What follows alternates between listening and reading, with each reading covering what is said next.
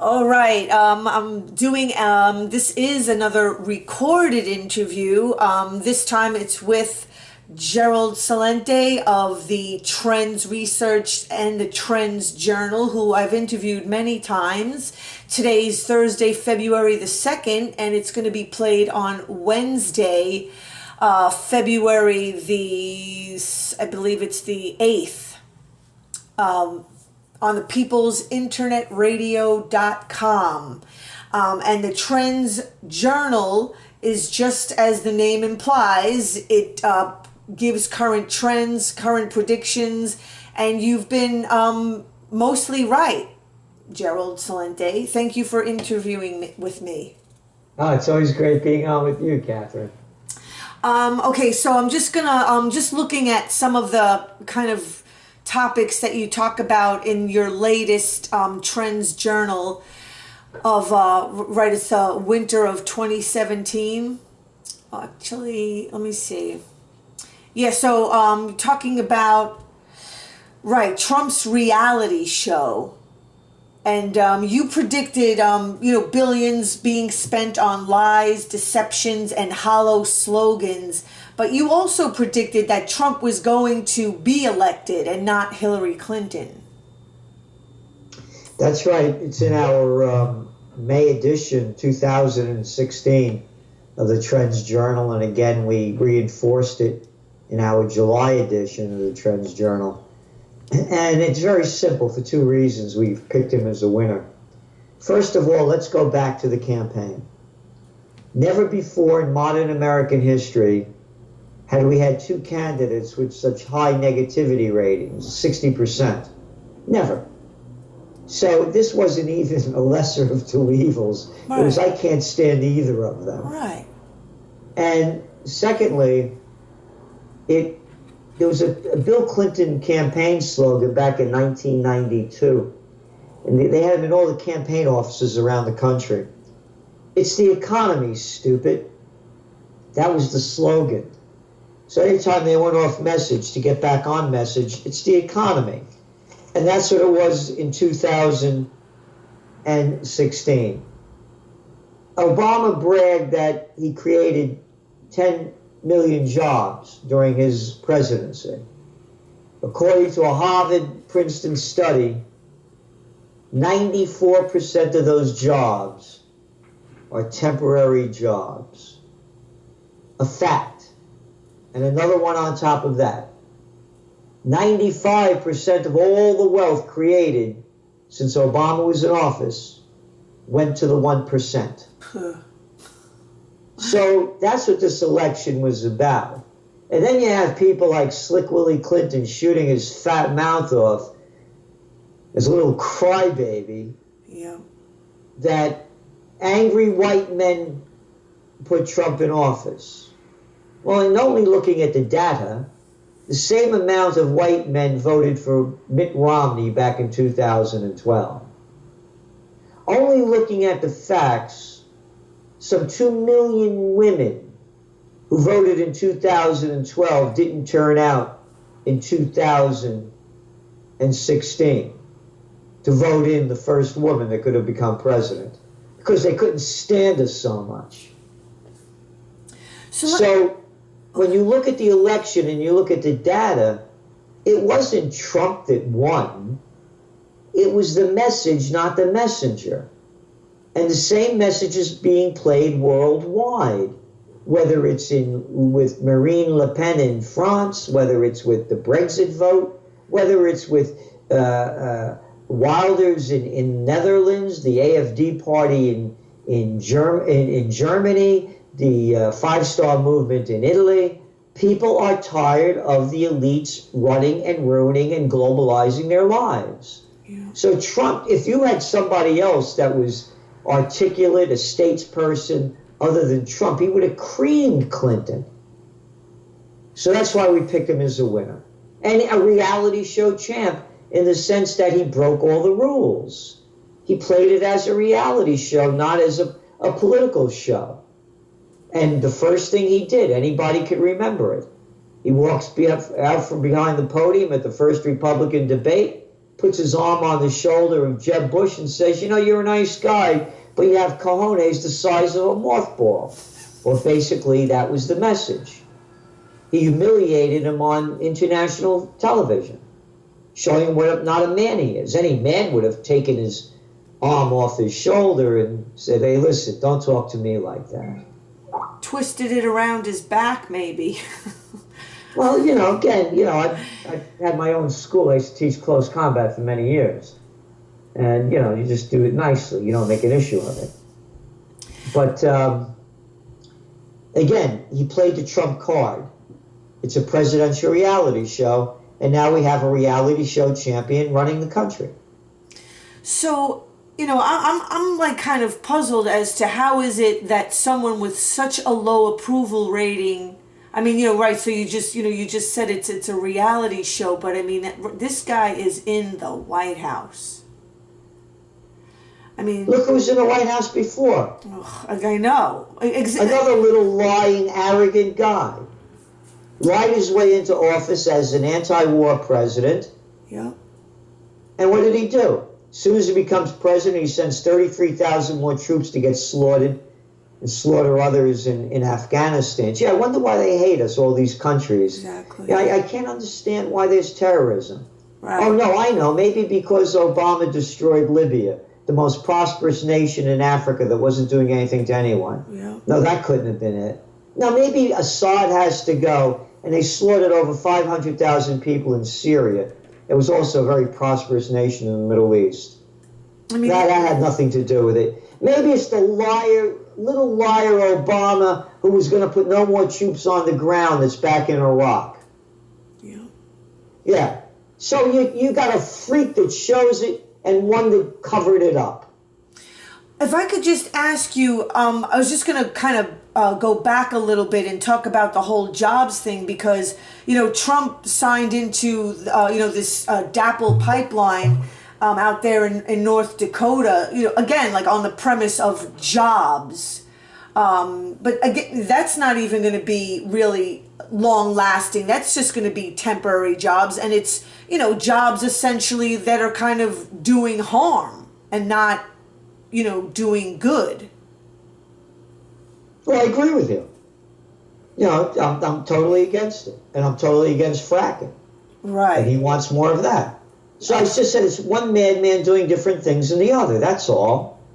You said it was the economy, stupid, right? So it's like, but referring to like the monetary economy, which is kind of not so much in alignment with reality. Again, exactly. But again, why did Clinton lose? It's because they're disgusted with the Clintons. And particularly her. Go back, all these women that went out and marched, and I know you're one of them, how come nobody was going out when Hillary Clinton was launching the Iraq War, the Libyan War, along with Samantha Powers and Susan Rice? Three women were behind that war that pushed Obama into it, the little coward that launched it. Where were the protesters? Yeah. Where were the protesters? You've seen the video of Hillary Clinton on CBS. Anybody could Google it up. When they asked her, how did you feel when you found out Muammar Gaddafi was killed? Killed? Oh no, he was sodomized with knives. Oh. Yeah. And what does she do? She straightens herself up, puts a big smile on her face. Yeah. We came. We saw, he died. Yeah. They should have taken her away in a white jacket. Where were all the women, Catherine? Yeah. Where were the protesters? Where were they when I launched Occupy Peace? Yeah. Where were they, Catherine? You were here. I was there. Where the hypocrisy is what I'm talking about. Everyone is up in arms over Trump, but they were not up in arms over their mass murderers. And you asked me why Clinton lost. Here's another fact. You ready for this? Yeah, I'm listening. All right. She, as I mentioned before, she received 2 million fewer votes from women than Obama did in 2012. More importantly, just 30% of eligible women cast their ballots for Clinton compared to 47% who did not vote.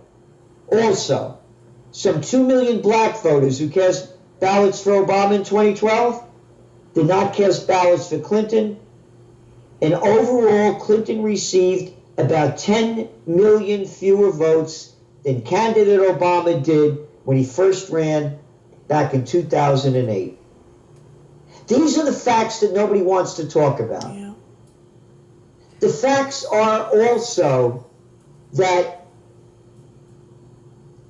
this is important. As a percentage of votes cast, all racial groups swung toward Republican candidates in 2016 compared to 2012. However, white voters showed the largest swing to Republicans, 1%, compared with African Americans, 7%, Latinos, 8%, and Asian Americans, 11 percentage points. That's how disgusted they were with the Clintons.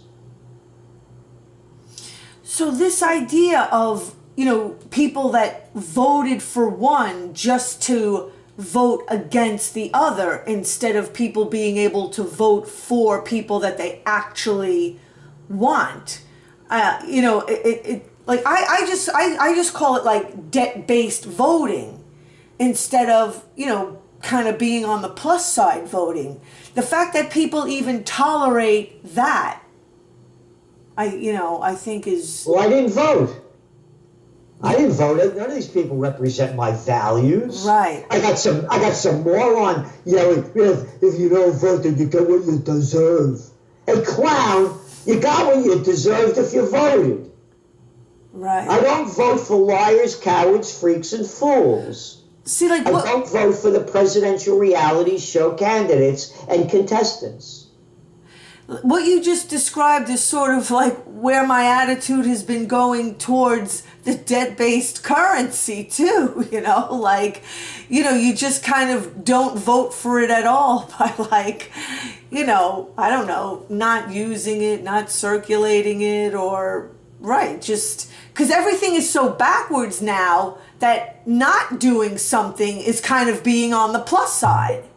Imagine if we only had a 35% voter turnout. Yeah. It would discredit the entire system. Yeah. So I agree with you.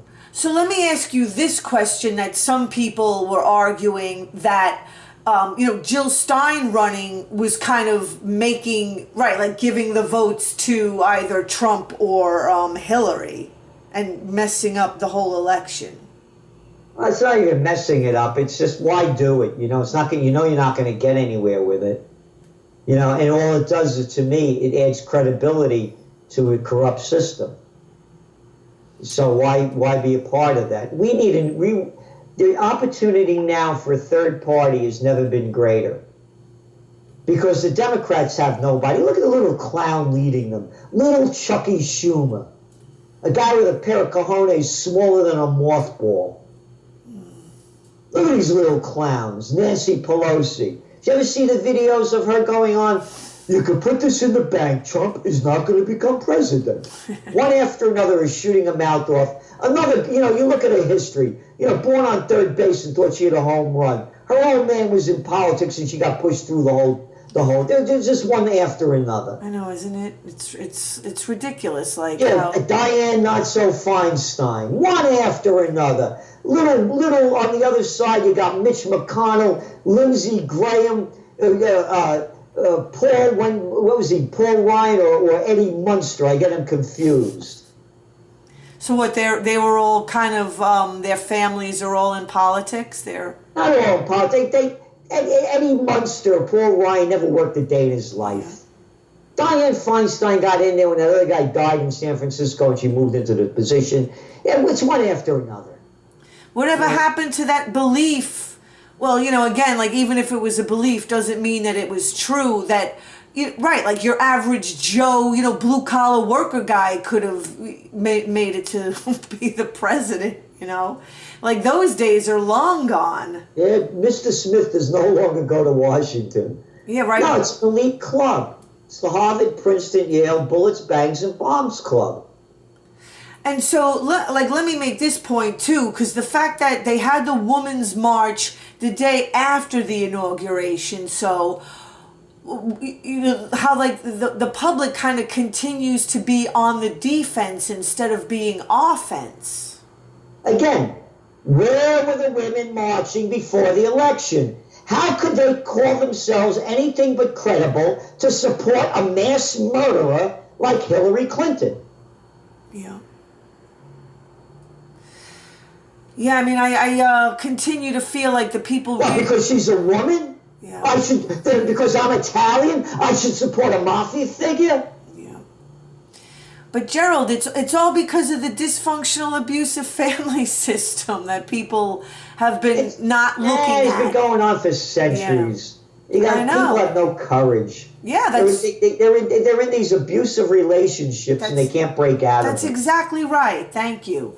Okay, let me ask you this too, because people are really kind of, coming down on Trump because he's always calling the media out for, the dishonest people that they are, but yet everyone kind of agrees or knows that the media is not, again, like, portraying the truth, and they're full of propaganda. So, I mean, that's kind of one thing that he's actually kind of getting right. He's got a couple of things right. Again, I coined the term prostitute. You can look it up in the Urban Dictionary. I'm surprised he's not using that. And so I know what the deal is. I've been on Oprah, the Today Show, Good Morning America. And I've been on with everybody. From Brian Williams to Katie Couric to Matt I've been on with all of them. Oprah. I know what the deal looks like. I've been there. It's a joke. So I agree with him on that. There are things that I agree with him on. Where are all the liberals? How come they weren't cheering him when he killed the Trans-Pacific Partnership deal that Obama, their liar-in-chief, supported? That Hillary Clinton had called the gold standard before she started running for office. So I agree with him on that. I agree with him in wanting to warm relationships with Russia. I'm totally against the ban on 7 Muslim-populated majority countries. Right. Why do they hate us? Right. Could anybody talk about that? It couldn't be because we've gone in and killed millions of people in Muslim countries for things that they never did to us. Would I be a radical? Would you be a radical? If here we go. You saw the last message from this guy Tusk of the European Parliament, and saying that they're concerned about Donald Trump. So let's suppose NATO launches a war against the United States because, hey, we got a madman maybe with his finger on the nuclear trigger. We got to get rid of him. And a foreign country, a whole force of them, come over here and destroy this place. Kill everybody that you love. Then they occupy you, they blow your brains out, and then they make these wonderful movies, NATO Sniper, of how this cat killed so many people that they wanted to kill him because they were occupying their country. Would we become, quote, radicals or terrorists? But the laws of nature are suspended for the elite, Gerald. So what I'm saying is you have the majority of the people in the United States now supporting Trump on this Muslim ban. That, again, that will accomplish nothing. Right. Get it in your heads, folks. Right. That if somebody wants to come here, they're not going to take flight 833 out of Heathrow to come here.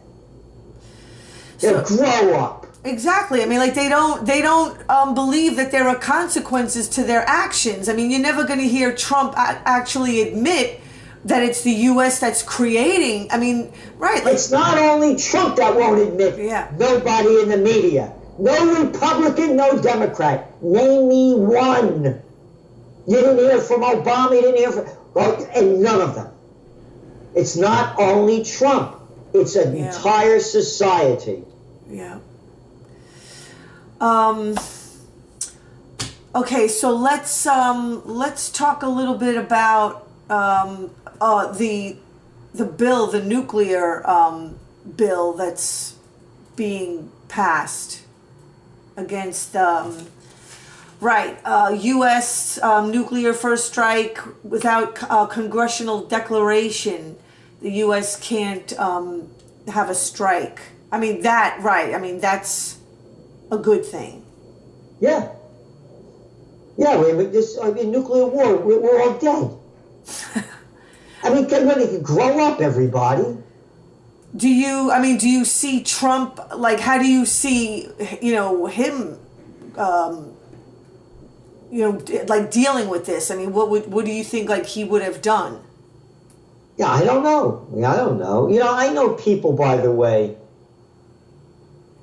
that are there in the White House, and not in the White House, but with Trump.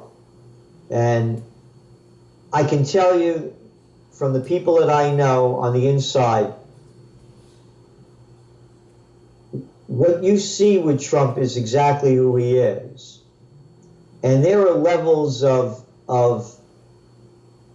not very, a lot of, how could I say this, in the sense that it's not an attention deficit disorder, but I would say a man that's very distracted and not one of the brightest cards in the deck. The Trump card could be an ace or it could be a joker. And that's about it. So it's not a very secure situation. And then when you saw this even Derek Osinenko, who you've met, our CEO, and was the editor-in-chief of Gannett News Service, he read that executive order banning Muslims from these countries. He couldn't believe how terribly it was written and all the errors in it, written by this Stephen Miller kid. And so there's a lot of what you see is what it is. It's the Wizard of Oz. There's an old man behind the curtain with a dog. I mean, what you see is what you get.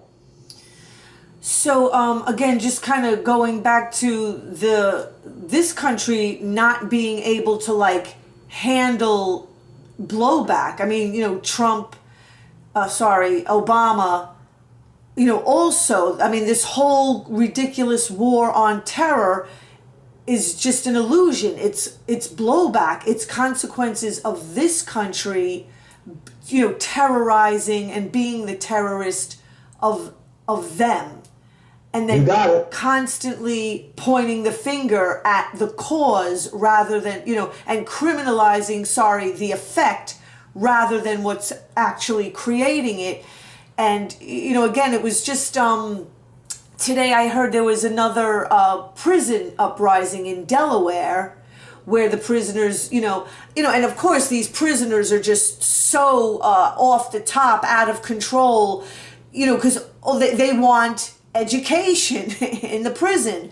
And so it's just completely ridiculous for, the powers that be to believe that you can just simply warehouse human beings and that's it, and that the lid is not gonna blow up in your face, that these people are not going to want to have what any human being deserves and needs, to just a chance at a life, to grow.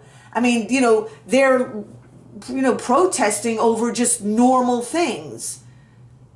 And it's, and then, they get criminalized, of course, for just, being normal. Well, go back to why Clinton lost. Who was the person that launched these terrible laws, 3 strikes you're out, and put people in prisons for minor crimes for life? Right, not even crimes, just sort of normal human behavior. Who was it? Right. Who was it? Oh, the Clintons, you mean? Bill Clinton. Yeah. Right? Yeah. Yeah. So you wonder why you didn't have people voting, particularly blacks, as they did in other elections?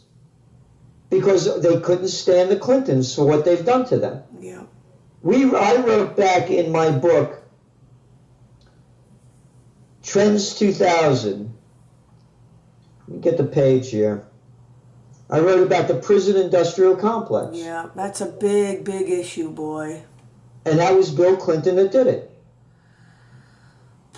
I mean, and it's right. The for-profit prison system is Yep. just, and all the corporations that have kind of signed on and making money off of, charging, for toothpaste or phone calls or, there was an article about how they get the prisoner into debt while they're in prison, so that even when they've completed their original sentence, they can't leave because they owe a certain amount. And you can thank the Clintons for that. Again, people don't want to admit the facts. Right, and yet they don't put real criminals in jail. No, they don't put the Wall Street gang in jail. There's another Obama for you. Yeah. Folks, when I get elected, the people who cause these crimes are going to pay for them.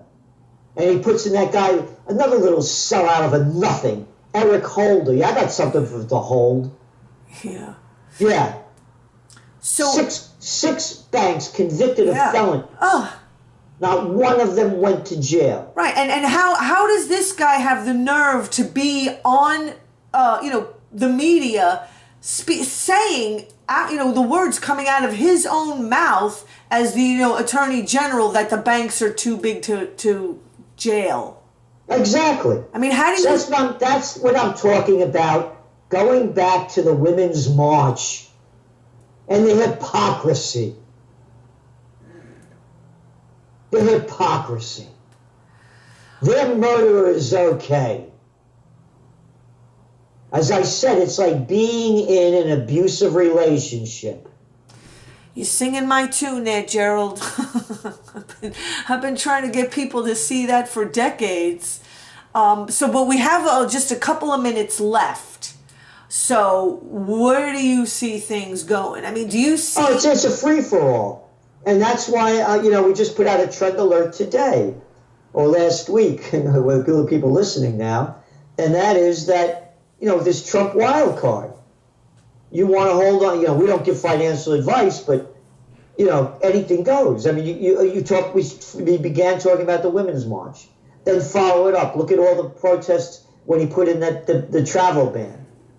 Then look at what happened when he's talking about currency wars.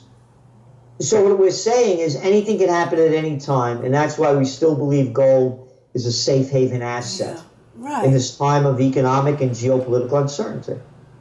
Yep. Yeah, so again, that was, I promised myself I was going to ask you this question because to me, this is like one of the most important things that doesn't get enough discussion is the fact that we have a debt-based currency, a currency that's just created out of and perpetuated out of debt. But here's the problem. Why it never comes to a head, and I thought it would have. Because all they do is print more. Right, they keep propping it up. Let's go back to Obama. He added $10 trillion in debt in 8 years. Doubled the debt that we had. Does anybody know that? Of the average, not even average, of 95% of the people? But then the consequences of that, though, like the reality of that is still... No, here's the other issue. What is the other strong currency? They could keep printing. What, they're going to be afraid of China? China's currency is being devalued. They've spent over $1 trillion of Chinese reserves trying to prop it up. They're doing everything they can to stop the money outflows. Look at the peso down in Mexico. Go down to Argentinian peso. Take a look at the Turkish lira. It's one country after another. So the United States could afford to keep going over the top because there's no other currency that is a threat to it. So they can keep getting away with this madness. But I would have thought it would have happened 4 years ago. I mean, it has to. I'm telling you, you're from a guy that made the forecast that it would happen in 2012 and didn't happen. I understand the whys now. I never thought there'd be a thing called quantitative easing. I never thought of a thing called zero interest rate policy and negative interest rate policy. But I never thought of a thing called Abenomics or Dragonomics. Well, I'm telling you, Catherine, they keep inventing new things to keep the Ponzi scheme alive. Yes, it will crash. Genetically modified economy. Yeah, well put. So, I mean, it seems as if our time has run out. And so, just quickly, you're having a conference in Ireland. What is it, in June? Do you want to just mention that real quick? Well, yeah, they could go to our website, and of course it's trendsresearchconferences.com, and they could get more information about it. And what we do is we talk about, the trends that are shaping the world, and of course, it'd be a great place to go. And you've been to our conferences up here in Colonial Kingston, so you know the depth and scope of them and how well attended they are, and it's really not like-minded people that come to these conferences. They're open-minded people, and that's what makes them really so rewarding. So we'll be talking about the new trends shaping the future, how to profit from them, and also for the people that want to become on-trendpreneurs.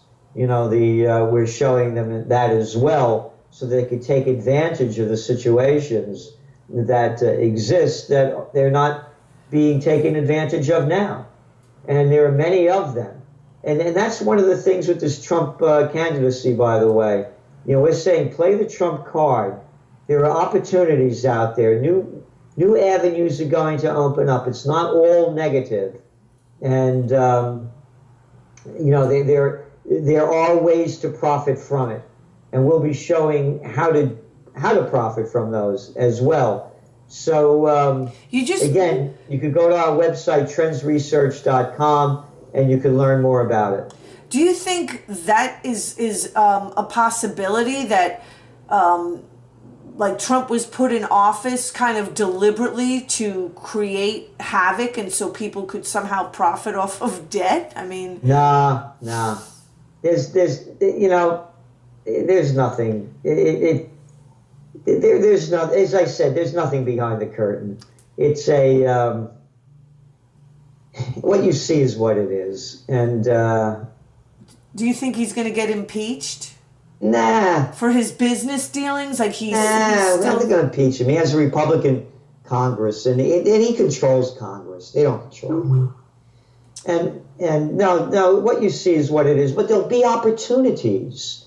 Here, for example, if you're in a manufacturing business, stamp your product made with pride in America. Take advantage of the opportunity. So there are a lot of opportunities going to exist. Nothing is black and white. And so a new game is opening up. And again, you could go to our website and go to trendconferences.com. Trends Conferences, that's plural. Trends, plural, conferences, plural.com. And you'll see more of what we'll be doing and the opportunities that will be available. And just lastly, what do you think of Rex Tillerson that they just made